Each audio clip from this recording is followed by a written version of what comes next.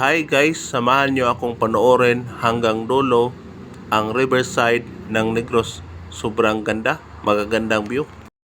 Ito na guys, simula na tayong maglakad hanggang marating natin ang dulo ng riverside na nasa baybayin. Masaya dito mamasyal. Ingat lang sa paglalakad, dahan-dahan, baka mahulog kayo. Dito sa right side guys, makikita niyo yung mga halamang damo na tumutubo, may mga kahoy din. Maraming pumupunta dito, kadalasan yung kabataan. Tuwing pagsapit ng gabi, may pumupunta din dito guys. Magcamping sila, magdala ng pagkain, kunting inumin, minsan naliligo din, night swimming. Matatagpuan ito sa Amla, Negros Oriental. Yung iba na pumupunta dito guys, nanguhuli sila ng isda, nanguha ng tuyong kahoy na inanod sa dagat. Masaya dito, sariwang hangin, magagandang tanawin, nakabawas ng stress. Lalo na kung mag-subscribe kayo sa aking YouTube channel. Paki-share naman itong video guys kung nagustuhan ninyo. Pasensya na sa Tagalog ko guys, hindi kasi ako sanay mag-Tagalog, Bisaya kasi ako. Nung isinagawa ko itong pagbibideo guys, dandahan lang ako sa paglalakad kasi mahirap na nagbibideo tapos naglalakad, baka mahulog ako sa pinagdaanan ko guys. May aso pa pala sa unahan guys, pero di bale, di naman yan nangangagat. Kusa lang aalis dyan pag paparating na tayo sa malapit sa kanya. Daming halaman, puno dito sa gilid guys.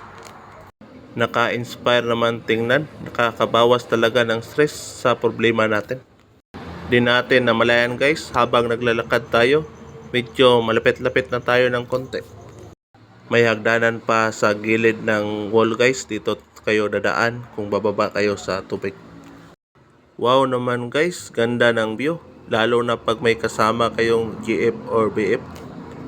Tumitibok-tibok talaga yung puso niyo guys, parang walang pinaglagyan ang pinagkaligayahan ninyo. May nagtatanim pala dito ng malunggay guys. Ayan guys, oh, tingnan nyo guys, napakaraming malunggay. Mayaman ito sa vitamins, good for the health. Malaking tulong itong tanim na malunggay guys. Bukod sa good for the health, mabenta din ito. Kumikita din kayo dito guys kung marami kayong tanim na malunggay. Masipag talaga ang may-ari ng lupang ito. Tinataniman pa niya ng malunggay. Ayos ah, pag may nahuling isda, tinulak agad tapos lagyan ng malunggay. Napakasarap ng sabaw. Yan na guys, nakita na natin yung dulo sa unahan guys. Parang napakalapit-lapit na natin. Pwede din kayo mag-walking guys tuwing umaga. Mag-ingat lang kayo sa paglalakad. Dahan-dahan lang, baka mahulog kayo. Parang napakahirap mag-jogging dito kasi kunting pagkakamali mo lang, mahulog ka. 5 to 7 minutes lang ang lalakarin natin guys bago marating natin ang dulo guys. Maraming isda din dito guys kapag high tide. May mga tanim ding nipa dito guys. Ginagawa itong nipa sa pangbubong sa native na bahay. Makain din ang bunga ng nipa guys. 2 minutes mahigit na lang guys, marating na natin ang dulo guys. Yan, tiis-tiis lang guys sa panonood. Yung iba dito guys, habang naglalakad, nag-headset, bluetooth, parang may makikinig sila na music habang naglalakad sila at may inspire sila sa paglalakad nila guys. O diba guys, kita niyo yung daan sa riverside ng Negros guys. Anong masasabi niyo guys? Comment lang kung taga saang lugar kayo para malalaman ko kung saan naabot ang video ko. Maliwanag na maliwanag guys. Ayan guys, napakagandang view guys. Tingnan nyo yung riverside ng Negros. Dito din sa dulo guys, bandang baybayin, maraming tanim dito ng puno ng niyog guys.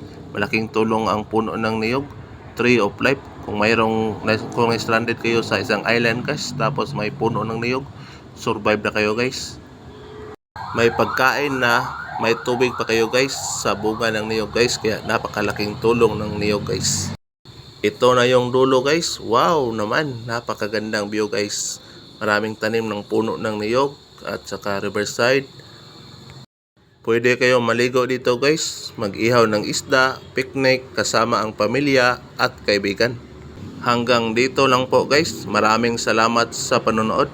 Thanks for watching.